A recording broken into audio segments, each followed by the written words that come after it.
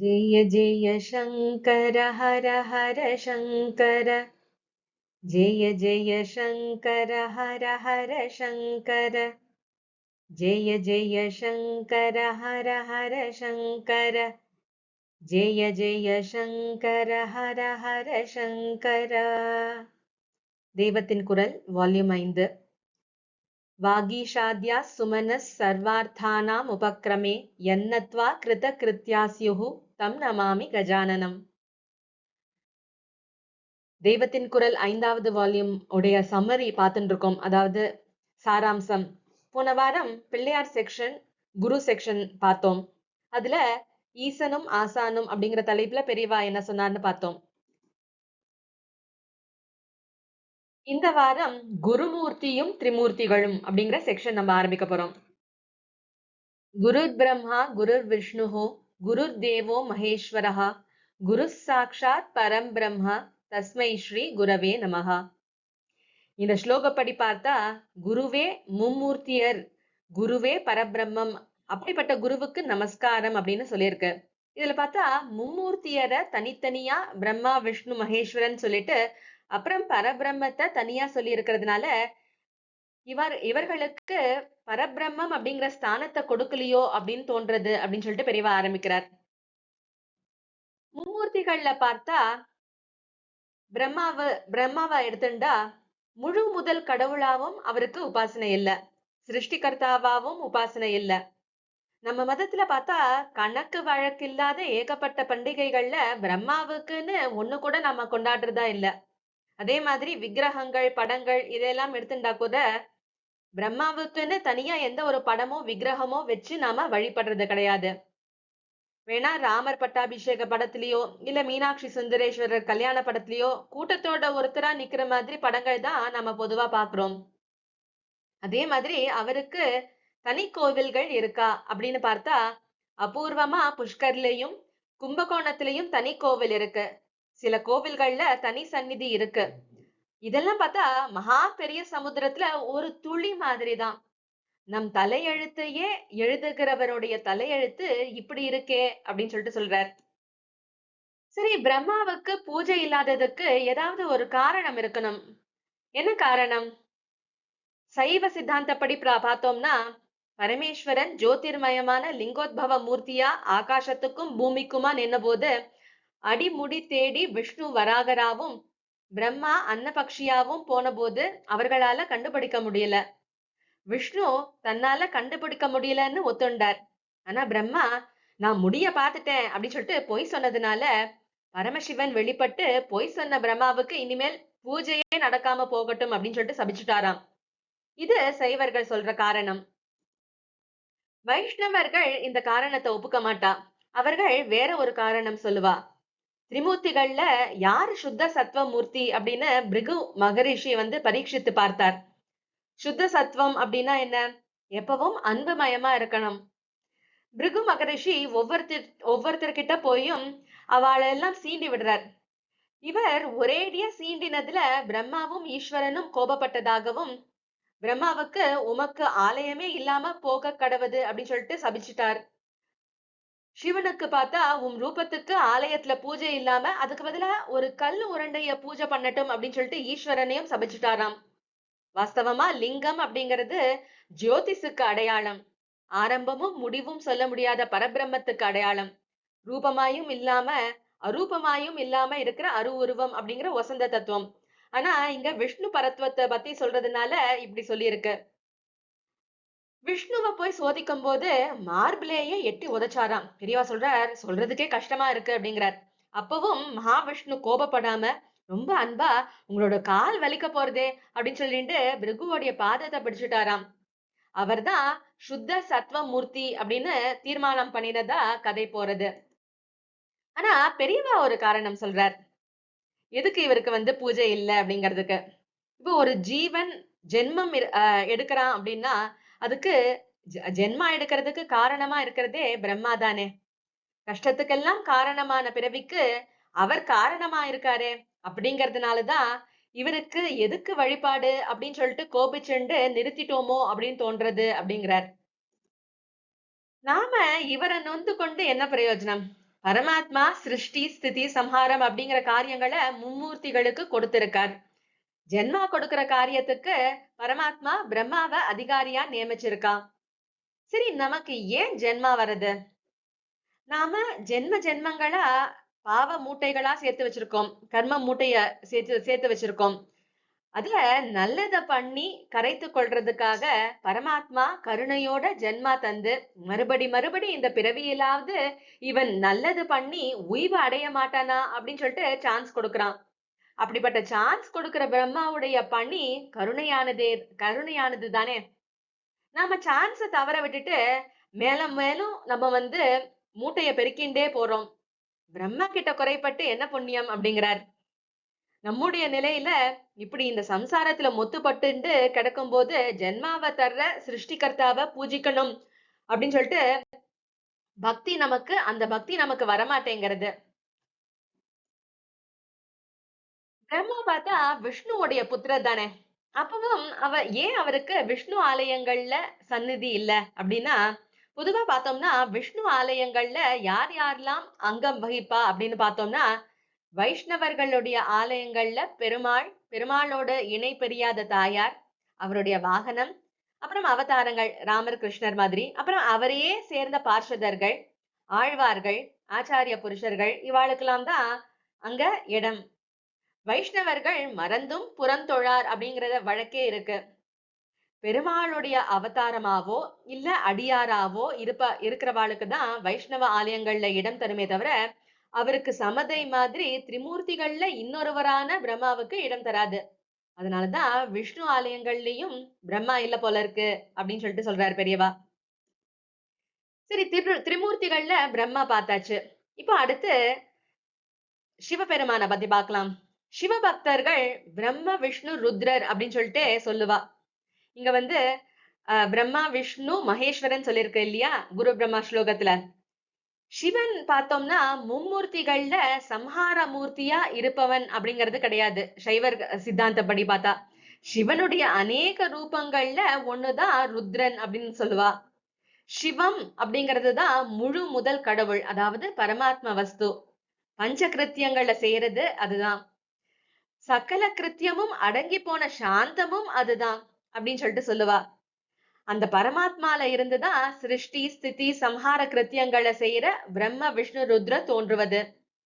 இது மட்டும் இல்லாம கூடவே இன்னும் 2 விஷயத்த சேர்த்து சைவ சித்தாந்தம் சொல்லும். அதுதான் மாயை அப்படிங்கிற திரோதானம். அதுக்கு அதிகாரியா இருக்கிறது ஈஸ்வரன். திரோதானத்தினால உண்டான மாயாலோக வாழ்க்கையில இருந்தே ஜீவனை விடுவிச்சு மோட்ச பதத்தை தருவது அனுகிரகம். அது கொடுக்கிறது சதாசிவன். நடராஜாவுடைய குஞ்சித பாதம் அந்த மோட்ச பதத்தை தருகிறது அப்படின்னு சொல்லிட்டு சொல்லுவா. இதுதான் சைவர்கள் சொல்ற அந்த பஞ்சகிருத்தியம். அது எல்லாமே அந்த சிவம் அப்படிங்கிற பரமாத்ம வஸ்து கிட்ட இருந்து வந்திருக்கு. இப்ப நடராஜாவுடைய நாட்டியம் அப்படின்னு பார்த்தோம்னா அதுவே பஞ்சகிருத்திய பரமானந்த தாண்டவம் தான். டமருகத்தினுடைய சப்தத்தினால சிருஷ்டி உண்டாருது. அபயஹஸ்தத்தினால ஸ்திதி அப்படிங்கிற பரிபாலனத்தை பண்றார். அக்னியால சம்ஹாரம் பண்றார். வலது பாதத்துல பார்த்தா திரோதான கிருத்தியம் பண்ணி நம்மள மாயையில மூழ்க வைக்கிறார். குஞ்சித பாதம் அப்படிங்கிற இடது திருவடி, இதை நாம பிடிச்சா மோக்ஷ அனுகிரகமே நமக்கு கொடுத்துடுறது. நடராஜா சிவம் அப்படிங்கிற பரமாத்மா சகல காரிய காரணம் மூலமாக இருக்கிறவர். குரு பிரம்மா ஸ்லோகத்துல எடுத்தோம்னா சம்ஹார மூர்த்தின்னு ருத்ரனை சொல்லாம குருர் தேவோ மகேஸ்வரக அப்படின்னே சொல்லியிருக்கு. மகேஸ்வரனா. அடுத்து வைஷ்ணவ சித்தாந்தப்படி பார்த்தா விஷ்ணு அப்படிங்கிறவர் திரிமூர்த்திகள்ல ஒருவரா பரிபாலனம் பண்றதோட முடிஞ்சிடல. அவர்தான் முழு முதல் கடவுள் அப்படின்னு அவ சொல்லுவா. அவருடைய அம்சங்களா அவருக்கு அடங்கி நடப்பவர்களா தான் எல்லா தேவர்களும், முத்தொழில் செய்யற தேவர்கள் உள்பட எல்லாருமே தங்கள் தங்கள் காரியங்களை செய்கிறார்கள் அப்படிங்கிறது அவளுடைய சித்தாந்தம். சைவர்கள் பஞ்சகிருத்தியம் அப்படின்னு சொல்லிட்டு சொல்றா இல்லையா, அந்த மாதிரி இல்ல. இங்க 3 காரியம் மட்டும்தான், சிருஷ்டி ஸ்திதி சம்ஹாரம் மட்டும்தான். அதே மாதிரி நாராயணன் அப்படிங்கிற பேருக்கு பார்த்தா வைஷ்ணவத்துல வசந்த மதிப்பு உண்டு. குரு பிரம்மா ஸ்லோகப்படி பார்த்தோம்னா குரு என்பவர் திரிமூர்த்திகளாகவும் இருக்கார், பரபிரம்மமாவும் இருக்கார். சரி இருக்கட்டுமே. ஆனா எதுக்காக அவருக்கு நமஸ்காரம் பண்ணணும்? இவர்கள் முத்தொழில் பண்ணுகிறார்கள் என்பதற்காக நாம அவருக்கு நமஸ்காரம் பண்ணணுமா அப்படின்னு சொல்லிட்டு அலசி ஆராயலாம் அப்படின்னு சொல்லிட்டு முதல்ல பிரம்மாவை எடுத்துக்கிறார். பூர்வ காலங்கள்ல பார்த்தோம்னா தேவர்கள் எந்த கஷ்டமானாலும் சரி பிரம்மா கிட்ட தான் போய் முறையிடுவார்கள். தேவர்கள் மட்டும் இல்ல, அசுரர்கள்லயும் பல பேர் தபஸ் பண்ணி வரம் பெற்றிருக்கிறார்கள். பிரம்மாவும் யார் வேண்டினாலும் எல்லாருக்கும் எல்லாமே பண்ணியிருக்கார். வெறும் சிருஷ்டிகர்த்தா இல்ல, எதையும் செய்யும் வல்லவர் அப்படின்னு சொல்லிட்டு அவர்கிட்ட எல்லாரும் போயிருக்கா. அசுரர்கள் யாராவது சிரஞ்சீவித்துவம் வேணும் அப்படின்னு சொல்லிட்டு கேட்டா மட்டும் அது என்னுடைய அதிகாரத்துல இல்லப்பா அப்படின்னு சொல்லிட்டு சொல்லிடுவார். மத்த எந்த வரமா இருந்தாலும் கொடுத்துடுவார். அதே மாதிரி விஷ்ணு சிவன் எடுத்துட்டா கூட பல பேர் உபாசிச்சு இஹ பர சௌக்கியங்கள்ல அத்தனையையும் பரம ஞானத்தையும் மோட்சத்தையும் கூட பெற்றிருக்கிறார்கள். புராணங்கள்ல எல்லாம் பார்த்தா பிள்ளை வரம் வேண்டி விஷ்ணு சிவன் கிட்ட பிரார்த்தனை பண்ணி அவர்களும் வரம் கொடுத்திருக்கா அப்படின்னு சொல்லிட்டு பாக்குறோம். அப்போ பிரம்மாவுக்குரிய சிருஷ்டிய இந்த ரெண்டு பேருமே செய்திருப்பதா ஆறுது. ரிஷிகள் பிரார்த்தித்தார்கள் அப்படின்னு சொல்லிட்டு மகாவிஷ்ணு அவதாரத்துக்கு மேல அவதாரமா எடுத்து பல பேரை சம்ஹாரம் பண்ணியிருக்கார். காக்கும் தொழில புரிபவர் ருத்ரனுடைய சம்ஹார தொழிலையும் பண்ணியிருக்கார். சிவனை பார்த்தா அவர் எத்தனையோ பக்தர்களுக்கு ஆயுராரோக்கியம் ஐஸ்வர்யம் அப்படின்னு வாரி வழங்கி விஷ்ணுவுடைய காரியத்தை பண்ணி பாலன கர்த்தாவா இருக்கார். அப்ப என்ன தெரியறது?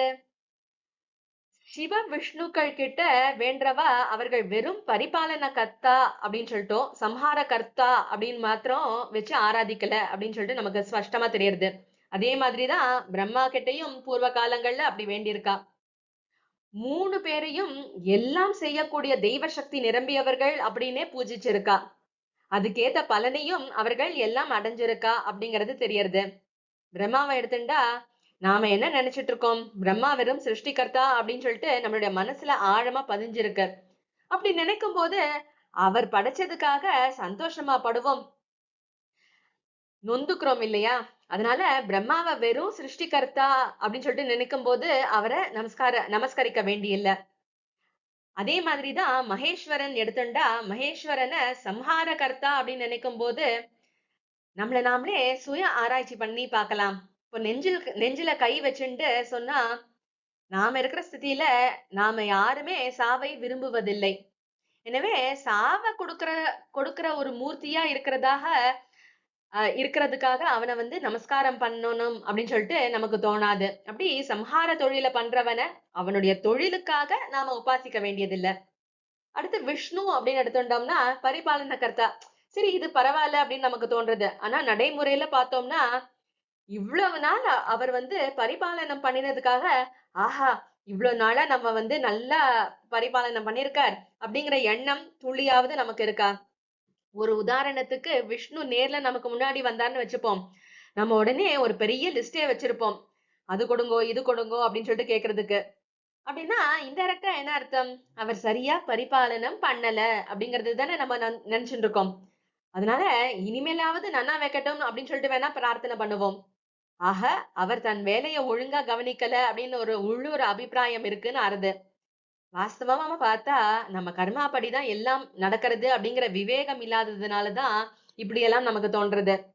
அப்போ நம்முடைய நிலைமையில பரமாத்மா தான் முழு முதல் கடவுள், இவர்கள் மூணு பேரும் அதிகாரிகள். இப்படி நாம நினைக்கும் போது இவாள நமஸ்கரிக்க தேவையில்லை.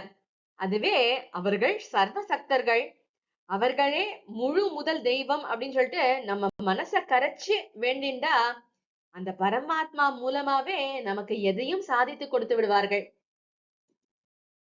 இதுல இன்னொரு விஷயம் நாம கவனிக்க வேண்டியிருக்கு. விஷ்ணு ருத்ரர் ஆகிய ரெண்டு பேருக்கும் பிரம்மாவுக்கும் ஒரு வித்தியாசம் என்னன்னா, விஷ்ணுவும் ருத்ரமூர்த்தியும் வெளிக்காரியம் எப்படி இருந்தாலும் சரி உள்ளூர பரமாத்மாவோட ஒன்றுபட்டு அந்த சர்வசக்தனாகவும் நிர்குண பிரம்ம வஸ்துவாவும் தங்களை தெரிஞ்சுட்டு இருக்கா. அதனால இவர்களையெல்லாம் முழு முதல் மூர்த்திகளாகவே நம்ம வந்து வழிபடுறோம். அதே மாதிரிதான் பராசக்தி, பிள்ளையார், முருகன் இவாளெல்லாம் முழு முதல் கடவுள்களாக நம்ம நினைச்சுண்டா அவ வந்து அனுகிரகிக்க கூடியவர்கள். அதே மாதிரிதான் ஆஞ்சநேய சுவாமியும் ராமதாசனா இருந்துட்டே சர்வசக்தரா பூஜிக்கப்படுற ஸ்தானத்தை பெற்றிருக்கிறார். பிரம்மாவை பார்த்தா இந்த லிஸ்ட்ல சேர்க்கல. அவர் தன்னை பரமாத்மாவா நினைக்கல. ஏன்னா கொஞ்ச நேரம் முன்னாடி பார்த்தோமே, அவர்கிட்ட யாராவது வந்து தனக்கு சிரஞ்சீவித்துவம் வேணும்னு கேட்டா, பிரம்மாவே எனக்கு அப்படி கொடுக்க அதிகாரம் இல்ல, சக்தி இல்லன்னு சொல்லிடுறாரு அப்படின்னு சொல்லிட்டு பார்த்தோம் இல்லையா? இப்போ ஒருத்தருக்கு கோவில் எடுத்து கும்பிடணும் அப்படின்னா பரமாத்மாவா இருக்கணும். கோவில்ல பார்த்தோம்னா சிவலிங்கம், அம்பாள், பெருமாள், தாயார் இவர்களுக்கெல்லாம் சர்வ சக்தர்கள் அப்படின்னு சொல்லிட்டு நமக்கு தெரியுது. அதனால நம்மளால நமஸ்காரம் பண்ண முடியறது. ஆனா பிரம்மாவை நாம அப்படி பரமாத்ம சக்தியா நினைக்கிறது இல்ல. அவர்கள் முழு முதல் கடவுள் இல்ல அப்படின்னு சொல்லிட்டு சில பேர் நமக்கு பார்த்தா தெரிஞ்சா கூட அவர்கள் அதிகாரம் பெற்றிருக்கிற விஷயம் நமக்கு வேண்டியதா இருக்கணும். இப்போ நவகிரகங்கள், அடியார்கள் இவர்களையெல்லாம் போய் நமஸ்காரம் பண்றோமே எதுக்காக? நமக்கு பிடிச்சதை ஏதாவது கேட்டா அவ வந்து அனுகிரகம் பண்ணுவார்கள், அந்த சக்தி இருக்கு அப்படின்னு சொல்லிட்டு நினைச்சு நம்ம நமஸ்காரம் பண்றோம். ஆனா பிரம்மா பண்ற சிருஷ்டி அதிகாரத்துல இப்படி ஒண்ணும் இருக்கிற மாதிரி தெரியல. ஆச்சாரிய புருஷர்களுடைய பிம்பங்களை பார்த்தா கூட பரமாத்மா ஆச்சாரிய ரூபமா வந்திருக்கார் அப்படின்னு நம்மளால நினைக்க முடியறது. அதனால நமஸ்காரம் பண்றோம். கோவில்ல நாயன்மார்கள், ஆழ்வார்கள் எல்லாம் இருக்காளே, அவர்களுடைய பக்தியின் உயர்வுக்காக போய் நமஸ்காரம் பண்றோம். அப்படிப்பட்ட பக்தி நமக்கும் வரட்டும் அப்படிங்கிறதுக்காக நமஸ்காரம் பண்றோம். ஆனா பிரம்மா பார்த்தா மேல சொன்ன இந்த லிஸ்ட்ல எதுலயுமே சேர்த்தி கிடையாது. சரி, அவர் என்னதான் பாவம் பண்ணினார், எதுக்காக நாம அவரை ஒதுக்கி வைக்கிறோம் அப்படின்னா பெரியவா சொல்றார், அவர் பாவம் ஒண்ணுமே அவர் பண்ணல. அவருக்கு ஒரு தனி ஸ்தானம் தான் கொடுத்து வசதி தான் வச்சிருக்கு. சூரியன், சந்திரன் முதலான நவகிரகங்களும் தேவராஜாவான இந்திரன் கூட அவர் கால்ல விழுந்திருக்கா அப்படின்னு சொல்லிட்டு நம்ம பாக்குறோம். ஏனைய தேவர்கள் சுலபத்துல தாங்களா பிடிக்க முடியாத சிவன், விஷ்ணு, அம்பாள் முதலியவர்கள் கிட்ட இவர் அவர்களை அழைச்சிண்டு போய் ரெக்கமெண்ட் பண்ணுவார். நாம ஒருத்தரை முழு மனசோட நமஸ்காரம் பண்ணினோம் அப்படின்னா பரமாத்மா அவருக்குள்ளேயும் இருந்துட்டு அனுகிரகிச்சிடுவார், பிரம்மா உட்பட. ஆனா நம்மளால பிரம்மாவை பத்தி அப்படி நினைக்க முடியல. அதனால பக்தி பண்ண முடியாமல் இருக்கிறது தான் முக்கியமான காரணம். அது நம்மளுடைய மனோபாவம் தான் காரணம் அப்படிங்கிறார்.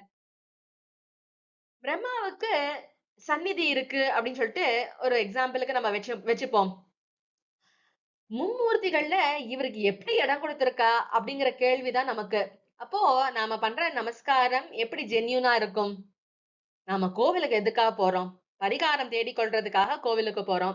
கோவிலுக்கு போயே மனப்பூர்வமா இல்லாம ஒப்புக்கு நமஸ்காரம் செய்யறது அப்படின்னா அது ரொம்பவுமே தோஷம் தானே. அவருடைய சக்தி இப்படி அப்படின்னு சொல்லிட்டு நம்மளால கணிச்சு கொள்ள முடியாததுனால நாம பக்தி வைக்கக்கூடிய பிரிவுகள்ல எதிலையும் அவரை வைக்க முடியாம, சரி கொஞ்சம் சக்தி படைச்சவர் அப்படிங்கிற பிரிவுல வைக்கலாமே அப்படின்னா, அப்போ பூர்ண சக்தி படைச்ச மத்த திரிமூர்த்திகள் கூட இவர் சமம் மாதிரி இருக்காரே அப்படின்னு சொல்லிட்டு கேள்வி கேட்டுட்டு நாம இருக்கிறதுனால பொய் நமஸ்காரம் பண்ற தோஷம் நமக்கு சேர்ந்து விட வேண்டாம் அப்படிங்கிற கருணையினாலேயே அவருக்கு கோவில் இல்லாம வச்சிருக்கா அப்படின்னு தோன்றது அப்படிங்கிறார். சரி, இந்த திரிமூர்த்தியர் அவ ஏற்பட்ட காரணம் என்ன அப்படிங்கிறத பெரியவா அடுத்து சொல்றார். பரமாத்மா மாயையோட கூடி லோக லீலை செய்யறதுக்கும் மாயையிலிருந்து ஜீவனை விடுவிச்சு ஞான மோட்சம் தருவதற்கும் தனித்தனி ரூபங்கள் எடுத்துக்கொள்வது அப்படின்னு சொல்லிட்டு சங்கல்பம் பண்ணித்து. மாய நிலைக்கு மகாவிஷ்ணுவும் அம்பாளும், ஞானத்துக்கு பரமசிவனும் சரஸ்வதியும். விஷ்ணு, அம்பாள், சிவன் இவ பார்த்தா பூர்ண பிரம்மசக்தியோட சகலவித அனுகிரகங்களும் செய்யக்கூடியவர்களா இருந்துட்டே ஒவ்வொரு காரியத்தை தனக்கு கொடுக்கப்பட்ட காரியத்தை பண்ணட்டும் அப்படின்னு சொல்லிட்டு வச்சார். சரஸ்வதி மோட்சத்துக்கான ஞானத்தை அளிக்கிறதோட எல்லா விதமான கலைகளுக்கும் சாஸ்திரங்களுக்கும் தெய்வமாக இருக்கட்டும் அப்படின்னு சொல்லிட்டு தீர்மானம் பண்ணினார். தெய்வ பேதம் பாராட்டாம இருக்கிறதுக்காக தெய்வங்களுக்குள்ள உறவு ஏற்படுத்தினார். ஆனா இப்ப பார்த்தா இருக்கிறதோ ரெண்டே ஜோடி. பெண் கொடுத்து பெண் வாங்குறது அப்படிங்கிறது ஸ்லாகியம் கிடையாது. இத உத்தேசிச்சுதான் பரமாத்மா பிரம்மாவையும் லக்ஷ்மியையும் தோன்றும்படி பண்ணினார். அவர்களுக்கும் ஒரு காரியத்தை கொடுத்துதானே ஆகணும். ஞானத்தையோ பங்கே போட முடியாது. அதனால மாயா ஜெகத் வியாபாரத்துலதான் சில அம்சங்களை இந்த ரெண்டு பேருக்கும் கொடுக்கணும்.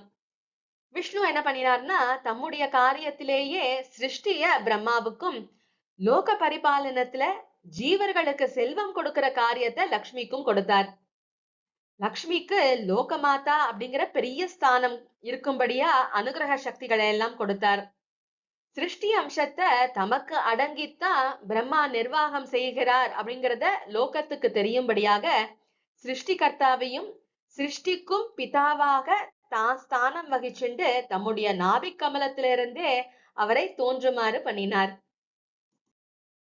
இப்படித்தான் பூரண பிரம்ம சக்தி பொருந்திய சிவ விஷ்ணுக்களோட நமக்கு அப்படி தெரியாத பிரம்மாவுக்கு அவர்கள் சமஸ்தானம் கொடுத்திருக்கா. அதனாலதான் மற்ற தேவதைகளை விட சிவனுக்கும் விஷ்ணுவுக்கும் நெருக்கமா இருக்கார். அவருக்கு சகல வேத ஞானமும் இருக்கும்படியாகவும் அவர் பிரம்ம வித்யா குருக்கள்ல ஒருத்தரா இருக்கும்படியாகவும் பரமாத்மா சக்திகளை கொடுத்து வச்சிருக்கார். வேத உபனிஷத புராணங்கள்ல எல்லாம் போற்றப்படுகிற பிரம்மாவுக்கு பூஜை நடக்கணும் அப்படின்னா அதுக்குரிய கௌரவத்தோட நடக்கணும். ஒப்புக்கு காமாசோமா அப்படின்னு சொல்லிட்டு நடக்கிறத விட நடக்காம இருக்கிறதே நல்லது அப்படிங்கிறதுனாலதான் அவருக்கு கோயில் வைக்கல போல இருக்கு. இதனால அவருக்கு ஒன்னும் நஷ்டம் இல்ல. தகப்பனார்காரரோ அவரை நாபி கமலத்தை வச்சுட்டு தாங்குறார். வாயில ஜெகத்தையெல்லாம் வாழ வைக்கிற வேதம் இருக்கு. அதனால அவருக்காகவும் கோயில் வேண்டாம், ஜனங்களுடைய மனோபாவத்தை உத்தேசிச்சும் கோயில் வேண்டாம் அப்படின்னு சொல்லிட்டு வச்சுட்டா. அதே மாதிரி பிரம்மாவுடைய பத்னியான சரஸ்வதிக்கு எதுக்காக ஆலயம் இல்ல? சரஸ்வதி யாரு? வித்யாதி தேவதை, கலை மடந்தை, அறிவு தெய்வம் அப்படின்னு சொல்லிட்டு அவளுக்கு ரொம்ப உன்னத ஸ்தானம் கொடுத்து வச்சிருக்கோம். வெள்ளவெளேர்னு வீணா புஸ்தகங்களோட அவளை நினைச்சாலே அப்படியே நமக்கு சாந்தியா இருக்கு. குழந்தையா ஸ்கூல் போக ஆரம்பிக்கும் போதே அவள் மேல ஸ்லோகங்கள் சொல்லி பிரியத்தோட பக்தி பண்ண ஆரம்பிச்சிடுறோம். இவ்வளவு 1000 கோயில் இருந்தும் கூத்தனூர் தவிர சரஸ்வதிக்கு ஒன்னையுமே காணோம். பிரம்மா மாதிரியே சரஸ்வதிக்கும் கோயில் முக்கியத்துவம் இல்ல. இங்கதான் பெரியவா சொல்றார், நம்மளுடைய தேசாச்சாரம் வருகிறது அப்படிங்கிறார். பாத்திவிரத்தியம் அப்படிங்கிறது தான் நம்மளுடைய தேசாச்சாரத்துல ரொம்பவுமே ஊறி போன விஷயம். பதிவிரதைகள் புருஷனுக்கு இல்லாத எதையும் தாங்கள் அனுபவிக்க மாட்டா. சரஸ்வதி யாரு? பிரம்மாவுடைய நாக்கிலேயே உட்கார்ந்துட்டு இருக்கிற பதிவிரதை. அதாவது பிரம்மாவுடைய நாக்குதான் அவள் குடியிருக்கிற கோவில். அவள் எப்படி பதிக்கு கோவில் இல்லாத போது தான் மட்டும் கோவில்ல குடிகொள்வாள்? அதனாலதான் அவளுக்கும் அவர் மாதிரியே கோவில் இல்ல. ஆனா நாம அன்போட அகத்துல கூப்பிட்டா அவள் வருவாள். தாயார் அல்லவா? அதனால நம்ம குடும்பத்து மனுஷியா நமக்கு அறிவு புகட்டுறதுக்காக வருவாள். அதே மாதிரி பிரம்மாவுக்கு 3 பத்னிகள். சரஸ்வதி ஒருத்தி, காயத்ரி, சாவித்ரி அப்படின்னு சொல்லிட்டு இன்னும் 2 பேரு. அவர்களும் பார்த்தா பத்திக்கு இல்லாதது தங்களுக்கும் வேண்டாம் அப்படின்னு சொல்லிட்டு இருந்துட்டா. இதே மாதிரி நாரதர் விஷயம் அப்படின்னு சொல்லிட்டு எடுத்துட்டோம்னா அவர் பார்த்தா திரிலோக சஞ்சாரி, பாகவதோத்தமர், சதா சர்வ காலமும் வீணா கானத்தோட பகவன் நாம கீர்த்தனம் பண்ணி கொண்டிருக்கிறவர். முக்கியமா இவர் சங்கீர்த்தனத்துக்கே குருவா இருக்கிறவர். தியாகையருடைய குருவாவும் இருந்துட்டு அதே சமயம் கலியை தாண்டது அப்படின்னு சொல்லிட்டு இந்த யுகத்துக்கே ஸ்பெஷலா இருக்கிற மந்திரத்தை பிதாவான தன்னுடைய தந்தையான பிரம்மா கிட்ட இருந்து முதலாக பெற்றுக்கொண்ட சிஷ்யராவும் அவர் இருக்கார்.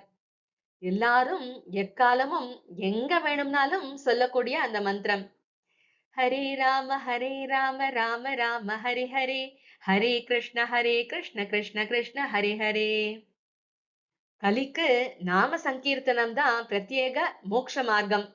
ஆனாலும் இவருக்கு ஏன் கோயில் இல்ல அப்படின்னு பார்த்தா, மாதா பிதாக்களுக்கு இல்லாதது தமக்கும் வேண்டாம் அப்படின்னு சொல்லிட்டு சத்புத்திர தர்மத்தை அவர் பின்பற்றுகிறார். அதனால அவருக்கும் கோயில் இல்ல. இதுக்கெல்லாம் ஆறுதலா ஒரு விஷயம் இருக்கு அப்படின்னு சொல்லிட்டு சொல்றார். சங்கர பகவத் பாதாள பின்பற்றுபவர்களான ஸ்மார்த்தர்களுடைய பிரம்ம வித்யா குரு பரம்பரையில முதல்ல தட்சிணாமூர்த்தி, சிவபெருமானுடைய பரம ஞான வடிவமான அவர்தான் ஆதி குரு. அப்புறம் பிரம்ம விஷ்ணு சிவன் மூவரும் ஒன்று சேர்ந்த ரூபமா 3 தலையோட விளங்குற தத்தாத்திரேயர், அப்புறம் நாராயணன், அப்புறம் அவர் பிள்ளையான பிரம்மா. இப்படி குரு பரம்பரை அப்படியே போயிட்டு இருக்கு.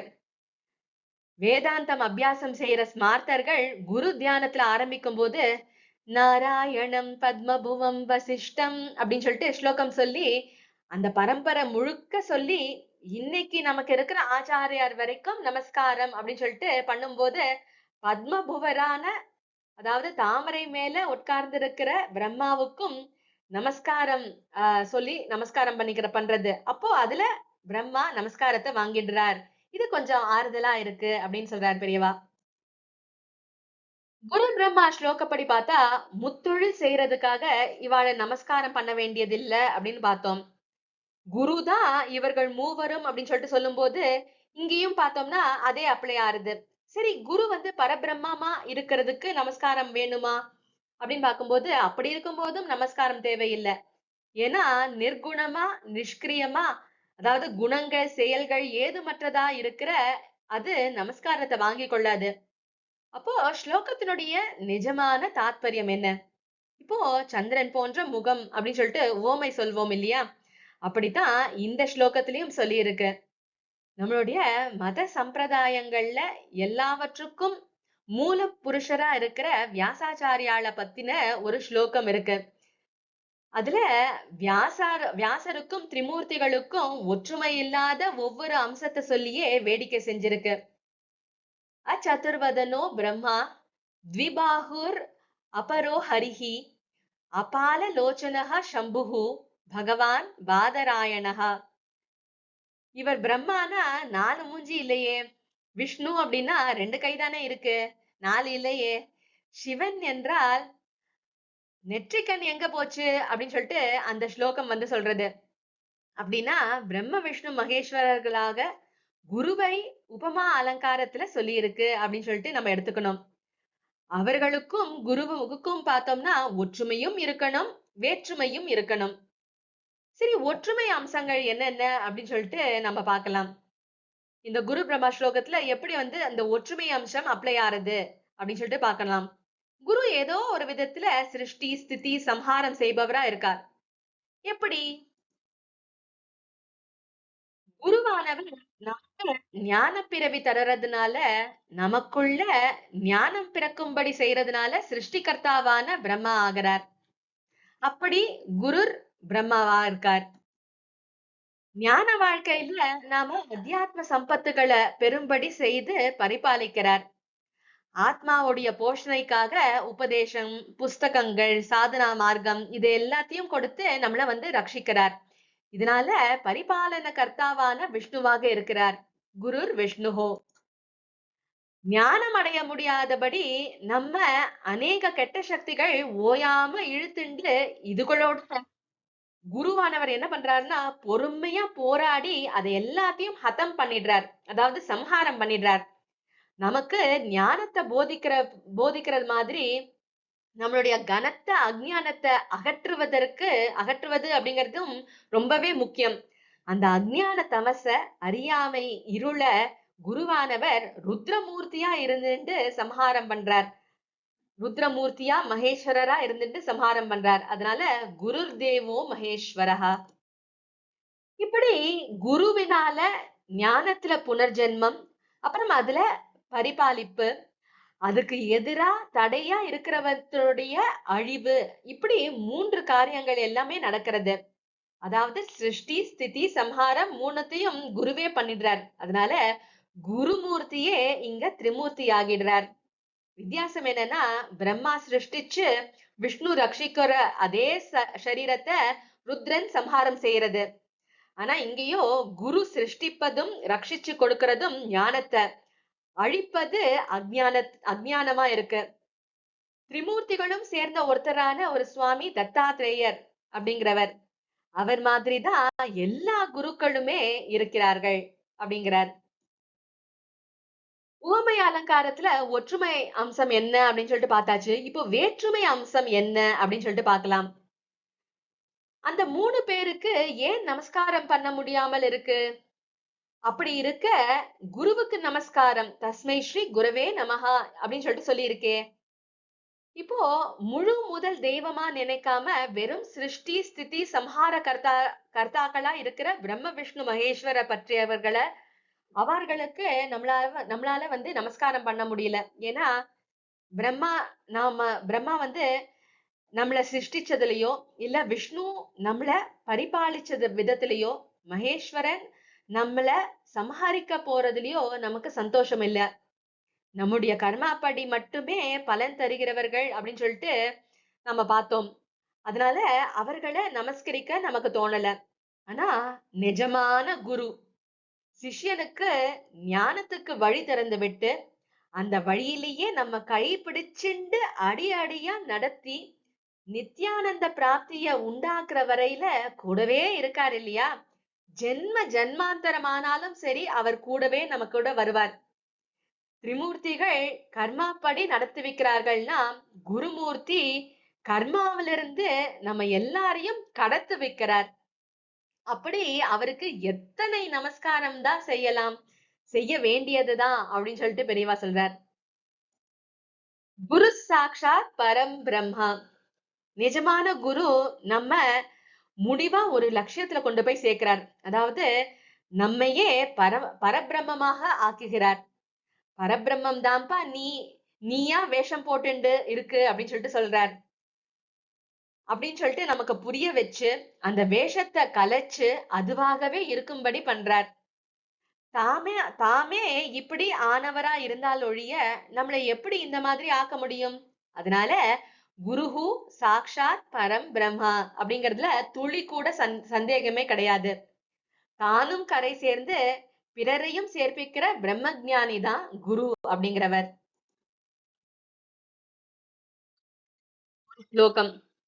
சாந்தா மகாந்தோ நிவசந்தி சந்தோ வசந்தவல் லோகஹிதம் சரந்தஹ தீர்ணாஹ ஸ்வயம் பீம பவார்ணவம் ஜனான் அஹேதுனா அந்யானபி தாரயந்தஹ. இதுல என்ன சொல்லியிருக்குன்னா, ஆச்சாரிய புருஷர்கள் சாந்தர்களாக, மகான்களாக, சாதுக்களாக, பயங்கரமான பவசாகரத்தை தாண்டியவர்களாக, தாங்கள் தாண்டியதோட பிறரையும் தாண்டுவிப்பவர்களாக, வசந்த காலத்தை போல ஒரு காரணமும் இல்லாம அஹேதுனா அப்படின்னு சொல்லிட்டு சொல்றார். ஒரு காரணமும் இல்லாம உலக நலனை செஞ்சுட்டு இருக்கா அப்படின்னு சொல்லிட்டு ஸ்லோகம் சொல்றது. வசந்த காலம் தன்னை அடையாளமே காட்டிக்கொள்ளாம நல்லது பண்ணி கொண்டிருக்கு இல்லையா? அப்படித்தான் குருவும். ஆனா குருதான் எல்லாருக்கும் தெரியற மாதிரி அடையாளம் காட்டிக்கிறாரு அப்படின்னா அதுவும் நம்முடைய நிமித்தமாகத்தான். நமக்கு ஈஸ்வரனை அடையாளம் தெரியல அப்படின்னு சொல்லிட்டு நம்ம தவிச்சுட்டு இருக்கோம். அப்போ ஈஸ்வரனே நம் பொருட்டு தன்னுடைய அடையாளமா அனுப்பி வைக்கிறவர் தான் குரு என்பவர். குரு கிட்ட பார்த்தா அகங்காரம் அப்படிங்கிறது துளி கூட இல்ல. நானாக்கும் பண்ணுகிறேன் அப்படின்னு சொல்லிட்டு பெருமைப்படுறதுக்காக அவர் நம்மள தன்னை தெரிவிச்சுக்கல. அகங்கார லேசமே இல்லாதவர். எதுக்காக தெரிவிச்சுக்கிறார்னா நமக்கு அடையாளம் தேவை அப்படிங்கிறதுக்காக தன்னை அடையாளம் காட்டிக்கிறார். எப்படி காரணமே இல்லாம வசந்தம் லோகஹிதம் செய்யறதோ அது மாதிரி குருவும் செய்யறார். தன்னை அறியாம ஒரு கருணை அவர்கிட்ட சுரக்கிறது. ஈஸ்வரன் அப்படி அவரை சுரப்பிக்க செஞ்சிருக்கான். அதனால லோகம் நன்னா இருக்கட்டும் அப்படிங்கிற எண்ணம் தான் அவருக்கு சதாவும் எப்பவும். அதனால சதா காலமும் மனப்பூர்வமா அந்த மாதிரி இவாள் நன்னா இருக்கணுமே அப்படின்னு சொல்லிட்டு ஹிதத்தை செஞ்சுட்டே இருக்காராம். சம்சாரத்தை தானும் தாண்டி பிறரையும் தாண்டவிக்கிறவர் அப்படிங்கிறத வேறு விதமா சொன்னா தானும் பிரம்மமாக ஆகி பிறரையும் அப்படி ஆக்குகிறவர். அவர் பிரம்மமாய் இருப்பதுதான் குருஹு சாக்ஷாத் பரம் பிரம்மா. பிரம்மமாவே இருக்கிற பிரம்மத்துக்கு நமஸ்காரம் வேண்டாம் தான். அதே பிரம்மம் குருவா வந்திருக்கிற போது நம்முடைய இத்தனை கோணாமானாவையும் நேராக்கணும் அப்படிங்கிறதுக்காக வந்திருக்கும் போது அந்த கருணைக்கு அனந்த கோடி நமஸ்காரமும் பண்ணத்தான் வேண்டும். இந்த நமஸ்காரமே பெரிய செல்வம் அப்படின்னு சொல்லிட்டு ஆச்சாரியார் சொல்றார். ஆச்சாரியால் ஒரு சமயம் சின்ன பாலகனா இருந்தபோது குருகுல வாசம் பண்ணிட்டு இருக்கும் போது ஒரு ஏழை பிராமண ஸ்திரீக்கு இறங்கி லக்ஷ்மி கிட்ட பிரார்த்திச்சுண்டு கனகதாரா ஸ்தோத்திரம் பாடின உடனே லக்ஷ்மி கனக வருஷமா பொழிஞ்சுட்டா அந்த ஏழை பிராமண ஸ்திரீக்கு. ஆச்சாரியால் பார்த்தா அதுல ஒரு குன்றுமணி தங்கம் கூட எடுத்துக்கல. ஆனா அவதார குழந்தைக்கு எதுவும் எதுவும் கொடுக்காம போறதா அப்படின்னு சொல்லிட்டு லக்ஷ்மிக்கு இருக்கும் இல்லையா? அதனால இந்த நமஸ்காரம் அப்படிங்கிற செல்வத்தை எனக்கு கொடு அப்படின்னு சொல்லிட்டு பிரார்த்திச்சுண்டாராம். சம்பத்கராணி சகலேந்திரிய நந்தனானி சாம்ராஜ்யதான நிரதானி சரோருஹாக்ஷி त्वद्वन्दनानि दुरितोद्धरणोद्यतानि மாமேவ மாதரனிஷம் கலயந்து நான்யே. நமஸ்கார கிரியை என்னென்ன பலன்களை எல்லாம் நமக்கு கொடுக்கிறது அப்படின்னு சொல்லிட்டு இந்த ஸ்லோகத்துல சொல்றார். வந்தனானி, உனக்கான நமஸ்காரங்கள் சம்பத்கராணி, நிறைய சம்பத்தை கொடுக்கிறது. சகலேந்திரிய நந்தனானி, எல்லா இந்திரியங்களுக்கும் இனியவற்றை அளிக்கிறது. அதாவது சகல போக போக்கியங்களையும் நமக்கு கொடுக்கிறது. சாம்ராஜ்யதான நிரத்தானி, பக்தர்களுக்கு பெரிய சாம்ராஜ்யத்தையே வழங்கணும் அப்படிங்கிற உற்சாகத்தோட ஈடுபட்டு இருக்காம். நிறைய சம்பத்து, சகலேந்திரிய சந்துஷ்டி, பெரிய ராஜ்யாதிகாரம், இதை மட்டும் சொல்லி நிறுத்திட்டா இது எல்லாமே இகலோக அனுகிரகங்களாவே இருக்கு இல்லையா? அதனால உடனே ஒரு வார்த்தையை போட்டுட்டார் ஆச்சாரியாள். துரிதோ தரணோத்யதானி, துரித உத்தரண உத்யதானி. இதுல பார்த்தா நிறைய பாட்ட பேதங்கள் எல்லாம் இருக்கலாம். ஆனா இந்த வார்த்தை தான் சரியான வார்த்தை அப்படின்னு சொல்லிட்டு பெரியவா சொல்றார். துரித உத்தரண உத்யதானி. ஏன்னா உத்தரணம் அப்படிங்கிறதுக்கு ரொம்ப சிறப்பான பொருத்தமான பொருள் இருக்கு. துரிதம் அப்படின்னா பாபம், உத்தரணம் அப்படின்னா பிடுங்கி எறியறது, பிடுங்கி இழுத்து வெளியில கொண்டு வரதே உத்தரணம். உத்யதானினா முனைந்திருப்பவை. ஜென்ம ஜென்மாந்தரமா நாம பண்ணின பாப்பம் பெரிய முள்ளு மரம் மாதிரி நமக்குள்ளேயே வேரோடி இருக்கு. அத பெரிய கடப்பாரை அது இது போட்டு நெம்பி பிடுங்கி வெளியில இழுத்து அழுத்தி போடணும் அப்படிங்கிற இத்தனை அர்த்தத்தையும் ரத்ன சுருக்கமா கொடுக்கிற வார்த்தை தான் உத்தரணம். இந்த பாப்ப உத்தரணம் தான் மறுமைக்கு நமக்கு உதவுறது. வாஸ்தவத்துல துரித லேசமே அண்ட முடியாத பவித்திர புருஷர் தான் நம்மளுடைய ஆச்சாரியாள். ஆனாலும் நமக்காக நம்மளுடைய நிலையில தன்னையும் வச்சுண்டு நமக்கும் பாப நிவர்த்தி தேவையா இருக்கிற மாதிரி சொல்லி வேண்டிக்கிறார். யாருக்கிட்ட? மாதா, ஹே மாதான்னு கூப்பிடுறார். மாதா சரோருஹாக்ஷி, தாமரை போன்ற கண் படைத்தவளே அப்படின்னு கூப்பிடுறார். பொதுவா அம்பா, அம்பாள், அம்மன் அப்படின்னு சொல்லிட்டு பரமேஸ்வர பத்னிய சொல்லுவோம். அம்மா அப்படிங்கறதே மரியாதையா சொல்லும் போது மாதா. அதுவேதான் தமிழ்ல தாயார். பெரிய தனம் படைத்த சீமாட்டியா பாவிச்சுதான் விஷ்ணு பத்னிய மரியாதை செய்றோம் போல இருக்கு அப்படிங்கிறார். அனிஷம் அப்படின்னா எப்பவும் இடையறாமல் மாமேவி கலையந்தோ, நமஸ்கார லக்ஷ்மி தன்னிடமே தங்கி இருக்கட்டும் அப்படின்னு சொல்லிட்டு சொல்றார். மாமேவ கலையந்து அப்படிங்கறதுல ஏவ அப்படின்னு சொல்லிட்டு சேர்த்து சொன்னா என்னையே வந்தடையட்டும் அப்படின்னு சொல்லிட்டு ஆச்சாரியால் சொல்ற மாதிரி ஆயிடும். எப்பவும் பிறருக்காகவே பிரார்த்தனை பண்ற ஆச்சாரியால் அப்படி சொல்லவே மாட்டார். ஸ்லோகத்தை அர்த்தம் பண்ணிக்கிறோன்ற போது வந்தனானியேவ மாம் கலையந்து அப்படின்னு சொல்லிட்டு அப்படி சேர்த்துக்கணும். நமஸ்காரம் பண்ணுகிற கிரியை மாத்திரம் என்ன வந்து அடையட்டும் அப்படின்னு சொல்லிட்டு அதுவே அனுகிரகம் அப்படிங்கிறார். நான் அன்யே வேறு எதையும் நான் உன்கிட்ட பிரார்த்திக்கவே இல்லை.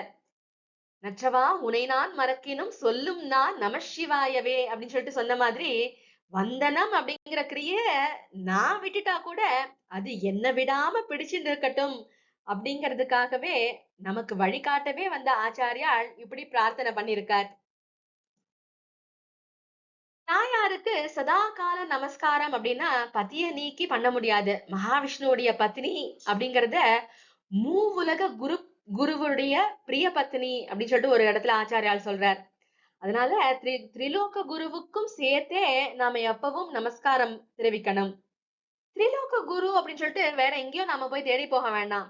நம்மளுடைய குருவே தான் ஒரு புது மாதிரியான திரிமூர்த்தியாகவும் ஒரு புது மாதிரியான பரபிரமமாவும் இருக்காரு இல்லையா? அதனால நமஸ்தே நமஸ்தே நமஸ்தே நமோஸ்து அப்படின்னு சொல்லிட்டு எப்பவும் அவருக்கு வந்தனம் செஞ்சுட்டே இருப்போம் அப்படிங்கிறார்.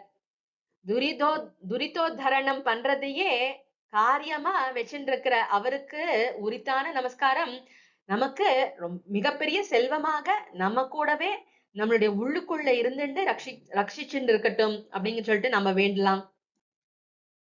ஆச்சாரியாருடைய பிரஷ்னோத்தர ரத்ன மாலிகா அதுல கிம் விஷம் அப்படின்னு சொல்லிட்டு ஒரு கேள்வி. எது விஷம்? அவதீரணா குருஷு, குரு கிட்ட அவமரியாதை காட்டுறதுதான் விஷம் அப்படின்னு சொல்லிட்டு பதில் கொடுத்திருக்கார்.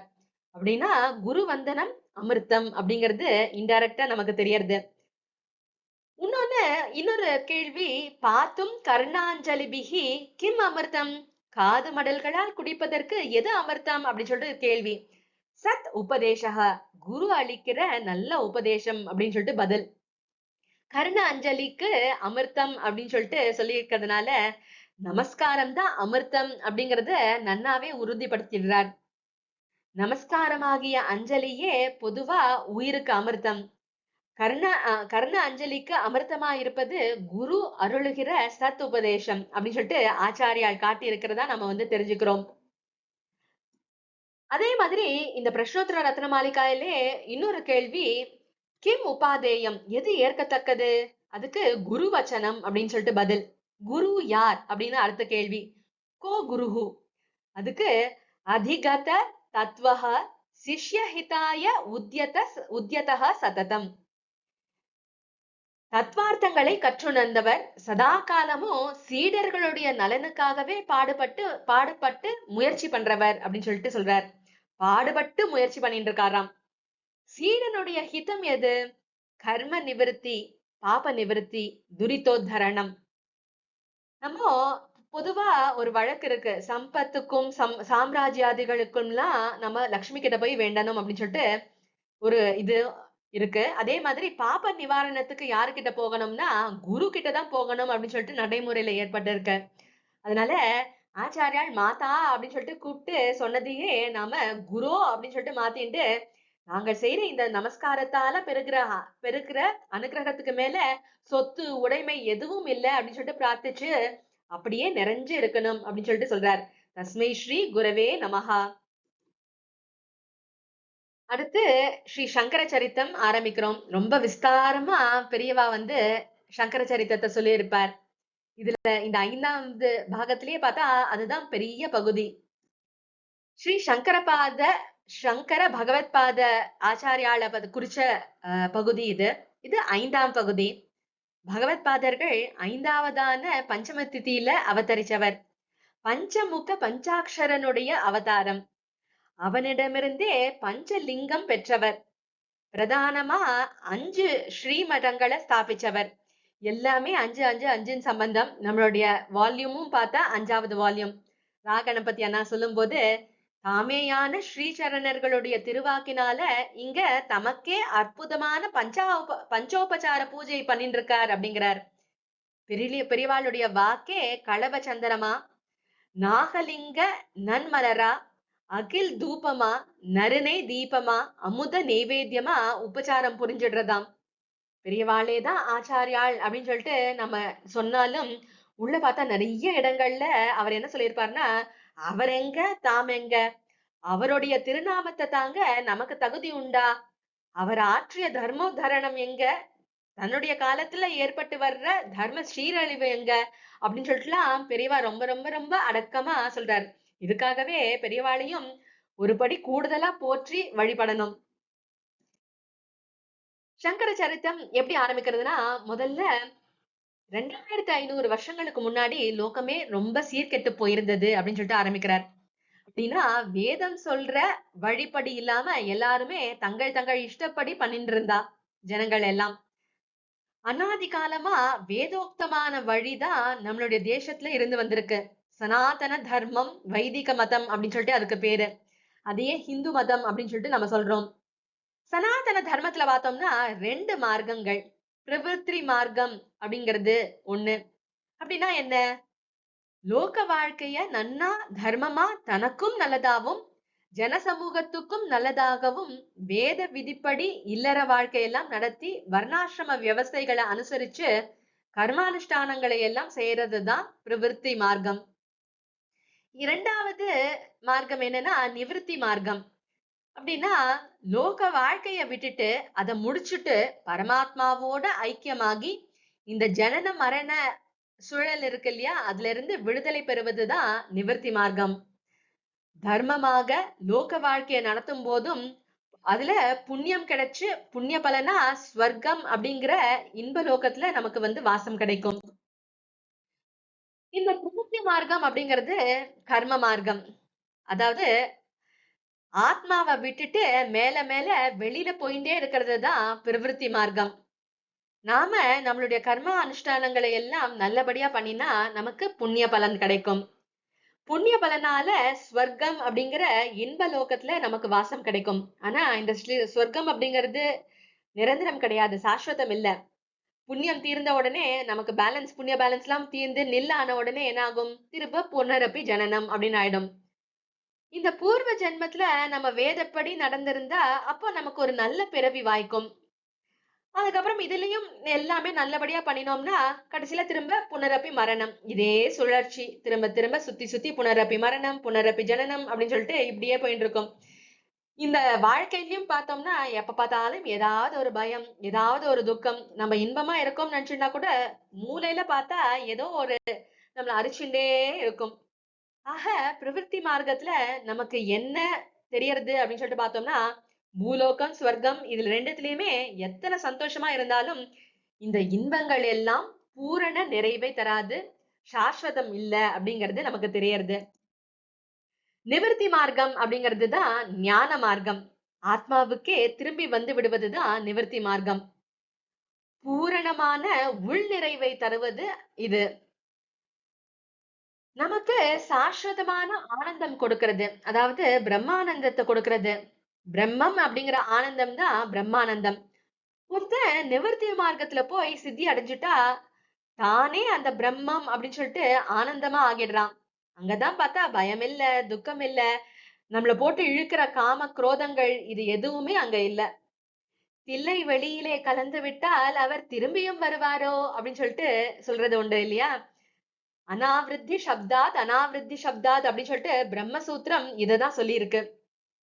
நிவர்த்தி மார்க்கத்தினால நமக்கு நித்தியமான பேரின்பம். பிரவிற்த்தியில பெறுறதெல்லாம் நிலையற்ற சிற்றின்பம் தான். பிரவிற்த்தி அப்படின்னா வெளியில போய்க்கொண்டே இருப்பது. ஆத்மாவை விட்டுட்டு மேல மேல வெளியில போயிட்டே இருக்கிறது, காரியத்துல ஈடுபட்டுட்டே இருக்கிறது. நிவிருத்தி அப்படிங்கிறது திரும்பி வருவது. அதாவது ஆத்மாவுக்கே திரும்பி வந்து விடுவது.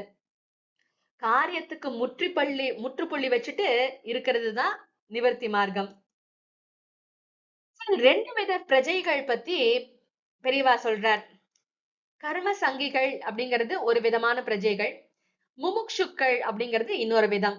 சரி, இந்த கர்ம சங்கிகள் யாரு அப்படின்னு பார்த்தா கர்மத்திலேயே பற்றுள்ளவர்கள்.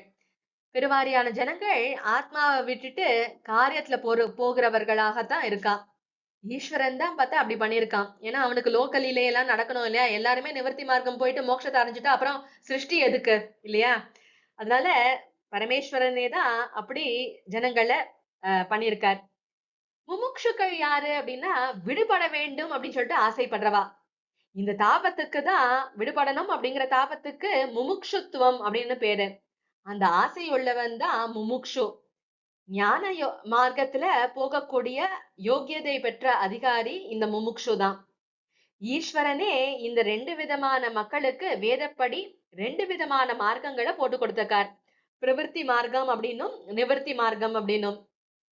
பிரவர்த்தி மார்க்கம் பார்த்தா தனி வாழ்க்கை, சமூக வாழ்க்கை எதுனாலும் தர்மமா இருக்கும்படியா நடந்து இத பிரவர்த்தி மார்க்கம் அப்படின்னு சொல்லிட்டு வேதங்கள் வழியா நமக்கு வெளிப்படுத்தியிருக்கார். வேதத்துல இந்த பாகத்துக்கு கர்ம காண்டம் அப்படின்னு பேரு. இதுலதான் இந்த யக்ஞ அனுஷ்டானங்கள் எல்லாமே இதுல வரும். நிவர்த்தி மார்க்கம் அப்படிங்கிறது ரெண்டாவது மார்க்கம் போட்டு கொடுத்திருக்கார். அதாவது மோட்ச சித்திக்கு அதே வேதத்துல முடிவு பாகத்துல இருக்கிற உபனிஷத்துக்கள் மூலமா வழி போட்டு கொடுத்திருக்கார். அதுக்கு ஞான காண்டம் அப்படின்னு சொல்லிட்டு பேரு. அதுல தத்துவோபதேசங்கள் எல்லாமே நிறைஞ்சு இருக்கும். வெறும் பூலோக ஸ்வர்கலோகத்தை இன்பத்தை மட்டுமே நினைக்கக்கூடிய ஜனங்கள் தாங்கள் விரும்புற இன்பங்களுக்காக தங்களுடைய மனசுபடி எல்லாம் செஞ்சா அப்ப லோகத்துக்கும் கஷ்டம் விளைவிச்சுட்டு தங்களுக்கும் பாவத்தை தேடிக்கிறாளே, அதனால தங்களுக்கும் கஷ்டத்தை உண்டாக்கி கொள்கிறார்களே அப்படின்னு சொல்லிட்டுதான் தாங்கள் ஆசைப்படுற தற்காலிகமான இன்பங்களையும் அடையாம வீணா போறாளே அப்படின்னு சொல்லிட்டுதான் சாஸ்திரோக்தமா கர்ம காண்டம் கர்ம மார்க்கம் அப்படின்னு சொல்லிட்டு ஈஸ்வரன் போட்டு கொடுத்திருக்காங்க. கர்ம மார்க்கத்துக்கு பார்த்தா ரெண்டு விதமான பலன்கள் இருக்கு. கர்மாவனால நேரா ஏற்படுற பூலோக ஸ்வர்கலோக சந்தோஷ பலன். இப்போ இங்கே கர்மா பண்ணிட்டு இருந்தா ஏதாவது ஒரு பலனுக்காக பண்ணோம்னா இங்கே நமக்கு சந்தோஷம் கிடைக்கும். அப்புறம் நம்ம இந்த லோகத்தை விட்டு போன உடனே ஸ்வர்க்கத்துக்கு போய் நல்லது பண்ணியிருந்தா ஸ்வர்க்கத்துக்கு போய் அந்த ஒரு சந்தோஷம் பலன் அங்கேயும் கிடைக்கும். ரெண்டாவது பலன் வேண்டாம் அப்படின்னு சொல்லிட்டு ஈஸ்வர அர்ப்பணம் பண்றது. ஸ்வயலாபம், தன்னுடைய சொந்த சந்தோஷம் அப்படிங்கிற பலன்ல ஆசை இல்லாம பரமேஸ்வர பிரீத்தியர்த்தம் அப்படின்னு சொல்லிட்டு ஸ்வதர்மப்படி எல்லா கர்மாக்களையும் பண்ண ஆரம்பிச்சா பலன் வேண்டாம் அப்படின்னு சொல்லிட்டு ஈஸ்வர அர்ப்பணம் பண்ணிட்டு அவனுடைய ஆக்ஞை அப்படிங்கிறதுக்காகவே நான் இதை பண்ணிட்டு இருக்கேன்ப்பா இந்த கர்மாக்கள் எல்லாம் அப்படின்னு சொல்லிட்டு பண்ணிட்டு போனா நாளடைவுல சித்த சுத்தி உண்டாகும். இந்த பலனை கொடுக்கறதும் ஈஸ்வரன் தான். ஏன்னா சித்த சுத்தி அப்படிங்கிறது தனக்கு தானே பலன் கொடுத்துக்காது, பலதாதா எப்பவுமே ஈஸ்வரன் தான். இந்த சித்த சுத்தி எப்ப கிடைக்கிறதுனா கர்ம பலனை தியாகம் செய்யறதுனாலயே நமக்கு கிடைக்கிறது. அந்த சித்த சுத்தியே ஞான யோகத்துல பிரவேசிக்கிறதுக்கான யோகியதையை நமக்கு உண்டாக்கும். பகவானும் கீதையில என்ன சொல்றாருன்னா, உன்னால காரியங்களை விட முடியாதுப்பா, அதனால நீ பண்ணிட்டே போ, ஆனா பலன்ல ஆசை வைக்காத, பல தியாகம் பண்ணி என்னுடைய பிரீத்திக்காகவே கர்மங்களை எல்லாம் அனுஷ்டி. அவரவர்களுக்கு எந்தெந்த கர்மங்கள் ஏற்பட்டிருக்கோ அந்த கர்மாக்களை அவரவர்கள் பண்ணணும். அதனால காலக்கிரமத்துல என்ன ஆகும்னா சித்த சுத்தி உண்டாகும். அப்புறம் ஞான மார்க்கத்துல பிரவேசிக்கலாம் அப்படின்னு சொல்லிட்டுதான் பகவானும் சொல்லியிருக்கார். கர்ம மார்க்கம் அப்படிங்கிறது இங்க கர்ம யோகம் அப்படின்னு சொல்லிட்டு நமக்கு உயர்வு கிடைச்சிடுறது. எப்படின்னா ஞான மார்க்கம் எப்பவுமே ஞான யோகம் தான். யோகம் அப்படின்னா என்ன? சேர்ந்திருப்பது, சேர்ப்பது. பரம சத்தியத்துல ஒரு ஜீவனை சேர்க்கிறதுக்கு உதவுற வழிகளை அத்தியாத்ம சாஸ்திரங்கள்ல யோகம் யோகம் அப்படின்னு சொல்லிட்டு சொல்லியிருக்கோம். நேரா லட்சியத்துல நேரா கொண்டு போய் சேர்க்கிறது ஞான யோகம். அதாவது டைரக்டா மெயின் ரோட்லயே கொண்டு போய் சேர்க்கிறது மாதிரி போறது ஞான யோகம். நான் டைரக்டா அங்க கொண்டு போய் சேர்க்காம சந்து மாதிரி இருந்துட்டா கூட போதும், இதுவும் யோகம் தான். அந்த மெயின் ரோடுக்கு கொண்டு விடுறது, சந்து பொந்துகள் எல்லாம் போய் கொண்டு விடுறது கர்மயோகம். அதுக்கு பல ஜென்மாக்கள் பிடித்தாலும் பிடிக்கும், ஆனாலும் ஒரு நாள் நம்மள கண்டிப்பா கொண்டு போய் விட்டுடும். ஆதி காலங்கள்ல பார்த்தோம்னா பூர்வ யுகங்கள்ல ஜனங்கள் யார் யாருக்கு எந்தெந்த மார்க்கமோ அதை எடுத்துட்டு ஸ்ரேயஸ் அடைஞ்சுன்னு வந்தா. நிவிருத்தியில சில பேர் போனா, பிரவிற்த்தியில மற்றவர்கள் ஈடுபட்டார்கள். பிரவೃತ್ತಿ தர்மம் அந்த ஆதி காலங்கள்ல கர்ம யோகமாவே ரொம்ப உசந்த நிலையில பிரகாசிச்சுன்னு வந்தது. இந்த யோகத்துல முன்னேறி நல்ல சித்த சுத்தி உண்டானதுக்கு அப்புறம் சந்நியாசம் வாங்கிட்டு நிவிருத்தியில போய் மோட்சம் அடைஞ்சு வந்தார். தர்மசாஸ்திரங்கள்ல பொதுவான வாழ்க்கை முறையாகவே பிரம்மச்சரிய ஆசிரமம், கிரகஸ்தாசிரமம், அதுக்கப்புறம் வானப்பிரஸ்தம், சந்நியாச ஆசிரமம் இப்படின்னு சொல்லிட்டு விதிச்சிருக்கிறதுனால அந்த நாள்ல பார்த்தா எல்லாரும் அதுபடியே பண்ணிட்டு இருந்தா. அப்படி அதுல போக முடியாதவர்கள் கூட நிவிருத்தி மார்க்கக்காரர்களை பார்த்து நம்மளால அப்படி போக முடியல அப்படின்னு சொல்லிட்டு அவளுக்கு நமஸ்காரம் தெரிவிச்சா. போக போக அப்புறம் காலம் மாற மாற என்ன ஆச்சுன்னா ஜனங்களுக்கு ஆசைகள் அதிகமாக ஆரம்பிச்சது. அதனால பலனை விரும்பியே பலனுக்காகவே கர்மா செய்யறது அப்படிங்கிறது ஜாஸ்தியாச்சு அப்படின்னு சொல்லிட்டு இத முடிக்கிறார். ஜெய ஜெய சங்கர, ஹர ஹர சங்கர. இன்னைக்கு இதோட பூர்த்தி பண்ணிக்கலாம். ஜெய ஜெய சங்கர, ஹர ஹர சங்கர. ஜெய ஜெய சங்கர, ஹர ஹர சங்கர. ஜெய ஜெய சங்கர, ஹர ஹர சங்கர. ஜெய ஜெய சங்கர, ஹர ஹர சங்கர. ஜெய ஜெய சங்கர, ஹர ஹர சங்கர.